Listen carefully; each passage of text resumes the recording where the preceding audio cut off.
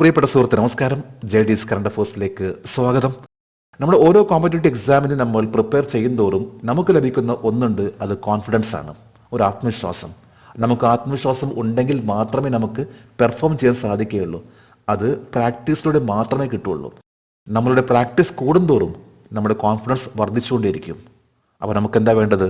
സമയമാണ് വേണ്ടത്. അപ്പം നമ്മൾ സമയം ഉപയോഗിക്കുകയാണെങ്കിൽ, നമ്മുടെ പ്രാക്ടീസിന് വേണ്ടി നമ്മൾ മാറ്റിവെക്കുകയാണെങ്കിൽ നമുക്ക് തീർച്ചയായിട്ടും നമ്മുടെ കോൺഫിഡൻസ് വർദ്ധിക്കുകയുള്ളൂ. ഇന്ന് ജൂൺ 5 ലേറ്റസ്റ്റ് കറണ്ട് അഫേഴ്സുമായിട്ട് JD's current affairs normal current അഫേഴ്സിലും അതുപോലെ പത്രങ്ങളിലും വന്നിട്ടുള്ള വളരെ പ്രധാനപ്പെട്ട ഒന്നാണ് ഇലക്ഷൻ റിസൾട്ടിനെ കുറിച്ച്. അപ്പോൾ നമുക്കും ഇന്നത്തെ കറണ്ട് അഫേഴ്സിൽ കൂടുതലായിട്ടും ഉള്ളത് ഇലക്ഷൻ റിസൾട്ടിനെ കുറിച്ചാണ്. വളരെ പ്രധാനപ്പെട്ട ചില പോയിന്റ്സ് മാത്രമേ ഇന്നത്തെ നമ്മുടെ കറണ്ട് അഫേഴ്സിൽ ഇലക്ഷൻ ആയിട്ടുള്ളൂ. 2024 ലോക്സഭ തിരഞ്ഞെടുപ്പിൽ കേരളത്തിൽ നിന്ന് ഏത് മണ്ഡലത്തിലാണ് BJP വിജയിച്ചത്? തൃശൂർ. നമുക്ക് മിക്കവാറും എല്ലാവർക്കും അറിയാവുന്ന ഒരു ചോദ്യത്തിന്റെ ഉത്തരമാണ്. തൃശൂർ ആണ് ആദ്യമായിട്ട് NDA അതും BJP ഒരു സീറ്റ് നേടിയിട്ടുള്ളത്. അത് തൃശൂർ ആണ്. സുരേഷ് ഗോപി. കേരളത്തിൽ ആദ്യമായിട്ട് BJPക്ക് ഒരു എൻട്രി ലഭിച്ചു. ഇത് തൃശൂരാണ്. സുരേഷ് ഗോപിക്ക് 4,12,338 വോട്ടും മുൻ അഗ്രികൾച്ചർ മിനിസ്റ്റർ ആയിട്ടുള്ള VS സുനിൽകുമാറിന് 3,37,652 വോട്ടും, മൂന്നാം സ്ഥാനത്ത് UDF സ്ഥാനാർത്ഥിയായിട്ടുള്ള K മുരളീധരൻ 3,28,124 വോട്ടാണ് നേടിയിട്ടുള്ളത്. ഏറ്റവും കൂടുതൽ K മുരളീധരൻ ലഭിച്ചിട്ടുള്ളത് ഗുരുവായൂർ അസംബ്ലി കോൺസ്റ്റിറ്റ്യുവൻസിനാണ്. കേരളത്തിലാകെ 20 സീറ്റ് ആണുള്ളത്. ഇതിൽ 18 സീറ്റ് UDFനും 1 സീറ്റ് NDA, 1 സീറ്റ് LDFനാണ്. 2019 ലോക്സഭ തിരഞ്ഞെടുപ്പിൽ BJP എത്ര സീറ്റ് നേടി? 303 സീറ്റുകൾ. ഇതിൽ നമ്മൾ ശ്രദ്ധിക്കേണ്ട ഒരു കാര്യമുണ്ട്. 2019 എഴുതിയിട്ടുള്ളത്. 2019 BJP നേടിയിട്ടുള്ള സീറ്റ് ആണ് 303. എന്നാൽ ഇപ്പോഴത്തെ ഇലക്ഷൻ റിസൾട്ടിൽ 543 സീറ്റിൽ 543 റിസൾട്ട് പ്രഖ്യാപിച്ചു. ഇതിൽ 293 സീറ്റ് ആണ് NDAക്ക്. ഇന്ത്യ എന്ന മുന്നണിക്ക് 233 സീറ്റും മറ്റുള്ളവർക്ക് 17 സീറ്റ് ആണ് ലഭിച്ചിട്ടുള്ളത്. 2019 NDAക്ക് 350+ ആയിരുന്നു. ഇതിൽ BJPക്ക് 303 ആയിരുന്നു. 272 സീറ്റ് ആണ് മെജോറിറ്റി ആയിട്ട് ലഭിക്കേണ്ടത്. ഇന്ത്യ സഖ്യമുന്നണിക്കാണെങ്കിൽ 234 സീറ്റ് ആണ് ലഭിച്ചിട്ടുള്ളത്. 2019 കോൺഗ്രസിന് മാത്രമായിട്ട് 52 സീറ്റ് ആണ് ലഭിച്ചെങ്കിൽ ഈ പ്രാവശ്യം 99 സീറ്റ് ആണ് കോൺഗ്രസിന് മാത്രമായിട്ട് ലഭിച്ചിട്ടുള്ളത്. ഈ പ്രാവശ്യത്തെ നാഷണൽ ഡെമോക്രാറ്റിക് അലയൻസിലെ പ്രധാനപ്പെട്ട 2 പാർട്ടിയാണ് തെലുഗുദേശം പാർട്ടിയും ജനതാദൾ പാർട്ടിയും. ഇപ്പോഴത്തെ കണക്ക് പറയുമ്പോൾ 292 ആണ് ലഭിച്ചെങ്കിൽ 1984 കേവലം ഒരു പാർട്ടിക്ക് തന്നെ 400+ സീറ്റ് ലഭിച്ചിരുന്നു 84 ഇലക്ഷനിൽ. അത് കോൺഗ്രസിനാണ്. 400+ വോട്ടാണ് കോൺഗ്രസിന് 1984 ലഭിച്ചിട്ടുള്ളത്. അതിന് ഒരു കാരണം കൂടിയുണ്ട്. അതായത് 1984 ഇന്ദിരാഗാന്ധി പ്രൈം മിനിസ്റ്റർ ആയിരിക്കെ ഒക്ടോബർ 31 വെടിയേറ്റ് മരിച്ചിരുന്നു. അതിന്റെ ഒരു തരംഗം ഉണ്ടായിരുന്നു. അതുകൊണ്ടാണ് 1984 കോൺഗ്രസിന് 400+ സീറ്റ് ലഭിച്ചിട്ടുള്ളത്. ആന്ധ്രാപ്രദേശിൽ പുതിയ സർക്കാർ രൂപീകരിക്കാൻ ഒരുങ്ങുന്ന പാർട്ടി ഏത്? തെലുങ്കുദേശം പാർട്ടി. ഇന്നലെയായിരുന്നു ആന്ധ്രാപ്രദേശിന്റെ അസംബ്ലി ഇലക്ഷന്റെ റിസൾട്ട് പ്രഖ്യാപനം. ഈ പ്രാവശ്യത്തെ ഇലക്ഷനിൽ ആന്ധ്രാപ്രദേശ്, ഒഡീഷ, സിക്കിം, അരുണാചൽ പ്രദേശ് എന്നീ സംസ്ഥാനങ്ങളിലെ അസംബ്ലി ഇലക്ഷൻ ഇതിനോടൊപ്പം തന്നെ ഉണ്ടായിരുന്നു. ഇതനുസരിച്ച് ആന്ധ്രാപ്രദേശിലെ സർക്കാർ രൂപീകരിക്കുന്നതിന് വേണ്ടി ഒരുങ്ങുന്ന പാർട്ടിയാണ് തെലുങ്കുദേശം പാർട്ടി, TDP. TDPയുടെ ചിഹ്നമാണ് സൈക്കിൾ. ചന്ദ്രബാബു നായിഡു ആണ് അടുത്ത ചീഫ് മിനിസ്റ്റർ ആകാൻ പോകുന്നത്. ആന്ധ്രാപ്രദേശിന്റെ 4ാമത്തെ പ്രാവശ്യമാണ് ചന്ദ്രബാബു നായിഡു ആന്ധ്രാപ്രദേശിന്റെ ചീഫ് മിനിസ്റ്റർ ആകാൻ പോകുന്നത്. തെലുങ്കുദേശം പാർട്ടി YS ജഗൻമോഹൻ റെഡ്ഡിയുടെ പാർട്ടിയായിട്ടുള്ള YSRCPയെ പരാജയപ്പെടുത്തിക്കൊണ്ടാണ്, അതായത് YSR കോൺഗ്രസ് പാർട്ടിയെ പരാജയപ്പെടുത്തിക്കൊണ്ടാണ് തെലുങ്കുദേശം പാർട്ടി വിജയിച്ചിട്ടുള്ളത്. തെലുങ്കുദേശം പാർട്ടി അത് സഖ്യകക്ഷിയാണ്. അതായത് BJP ആയിട്ടുള്ള ഒരു സഖ്യമാണ് TDPക്കുള്ളത്. ഇതനുസരിച്ചിട്ടാണ് NDA അടങ്ങുന്ന TDP ആന്ധ്രാപ്രദേശിൽ വിജയിച്ചിട്ടുള്ളത്. ആകെ ആന്ധ്രാപ്രദേശ് അസംബ്ലി സീറ്റിൽ 175 സീറ്റുണ്ട്. ഇതിൽ 164 സീറ്റ് ആണ് NDA TDPക്ക് ലഭിച്ചിട്ടുള്ളത്. അതായത് YS ജഗൻമോഹൻ റെഡ്ഡിയുടെ പാർട്ടിക്ക് ലഭിച്ചിട്ടുള്ളത് കേവലം 11 സീറ്റാണ്. അതായത് 18 സീറ്റ് ഉണ്ടെങ്കിൽ മാത്രമേ അവിടെ പ്രതിപക്ഷമായിട്ട് ഇരിക്കാൻ പോലും സാധിക്കുകയുള്ളൂ. അതുപോലും കിട്ടാതെ ഏറ്റവും താഴെ, അതായത് കേവലം 11 സീറ്റ് മാത്രമാണ് ഇപ്പോഴത്തെ ചീഫ് മിനിസ്റ്റർ ആയിരുന്ന YS ജഗൻമോഹൻ റെഡ്ഡിക്ക് ലഭിച്ചിട്ടുള്ളത്. ഇനി വരാൻ പോകുന്ന ആന്ധ്രാപ്രദേശിന്റെ ചീഫ് മിനിസ്റ്റർ ആണ് ചന്ദ്രബാബു നായിഡു.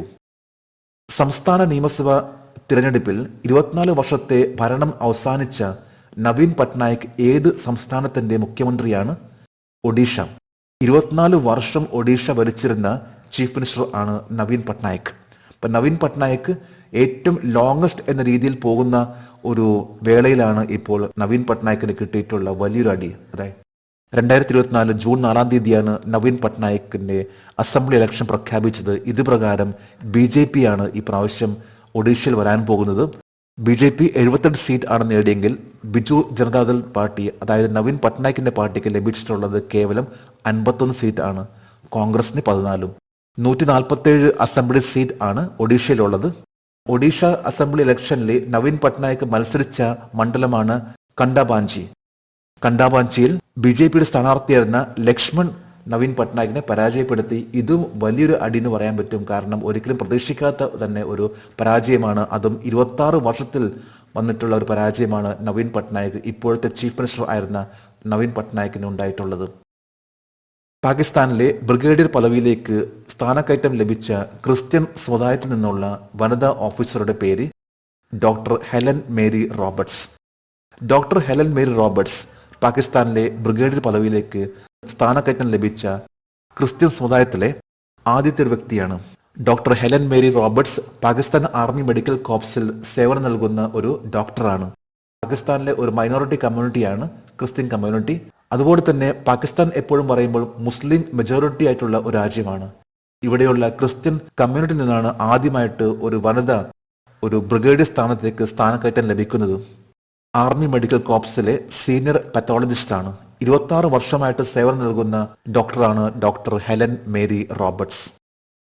ഏത് രാജ്യമാണ് പൗരന്മാരല്ലാത്തവരെ 5 കണ്ണുകളിൽ നിന്ന് സായുധ സേനയിൽ ചേരാൻ അനുവദിക്കുന്നത്? ഓസ്ട്രേലിയ.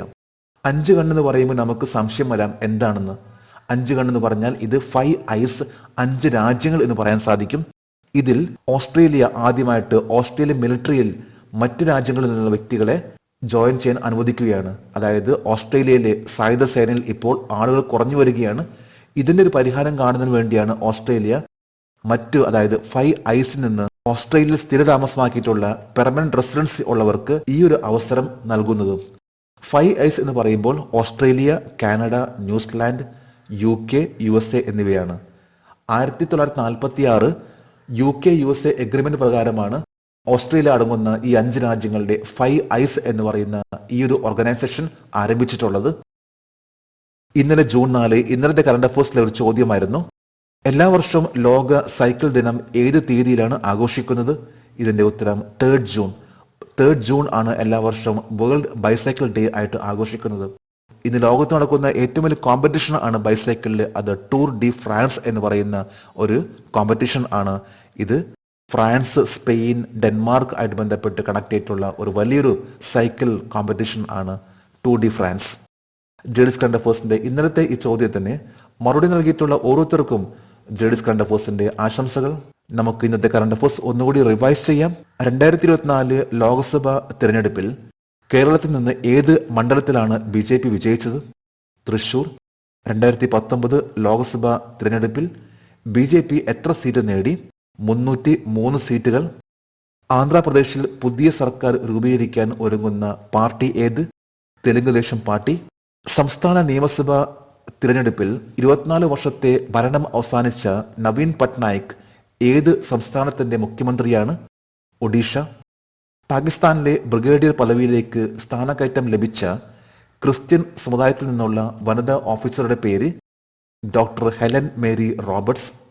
ഏത് രാജ്യമാണ് പൗരന്മാരല്ലാത്തവരെ 5 കണ്ണുകളിൽ നിന്ന് സായുധ സേനയിൽ ചേരാൻ അനുവദിക്കുന്നത്? ഓസ്ട്രേലിയ. ഇന്ന് ജൂൺ 5 ഇന്നത്തെ കറണ്ട് അഫയേഴ്സിലെ ഒരു ചോദ്യമാണ്, who is the longest served woman chief minister in India? ഇന്ത്യയിൽ ഏറ്റവും കൂടുതൽ കാലം മുഖ്യമന്ത്രിയായിരുന്ന വനിത ആരാണ്? 3 ഓപ്ഷൻസ് ആണ് നൽകിയിട്ടുള്ളത്. ഈ ചോദ്യത്തിന്റെ ഉത്തരം അറിയാമെങ്കിൽ ഇന്നത്തെ കറണ്ട് അഫയേഴ്സിന്റെ കമന്റ് ബോക്സിൽ രേഖപ്പെടുത്തുവാൻ അഭ്യർത്ഥിക്കുന്നു. നാളത്തെ കറണ്ട് അഫയേഴ്സിൽ ഇതിന്റെ ഉത്തരം ഉണ്ടായിരിക്കും. ലേറ്റസ്റ്റ് ആയിട്ടുള്ള ഓരോ കാര്യങ്ങൾ ആണ് ജേഡിസ് കറണ്ട് അഫയേഴ്സിൽ ഓരോ ദിവസം നൽകി വരുന്നത്. ജേഡിസ് കറണ്ട് അഫയേഴ്സിന്റെ ഇന്നത്തെ ഈ വീഡിയോ കണ്ടിട്ട് ഇഷ്ടപ്പെടുകയാണെങ്കിൽ ഈ ചാനൽ സബ്സ്ക്രൈബ് ചെയ്യാനും ഷെയർ ചെയ്യാനും മറക്കരുത്. നമുക്ക് നാളെ വീണ്ടും പുതിയ കറണ്ട് അഫയേഴ്സുമായിട്ട് കാണാം. Thank you very much.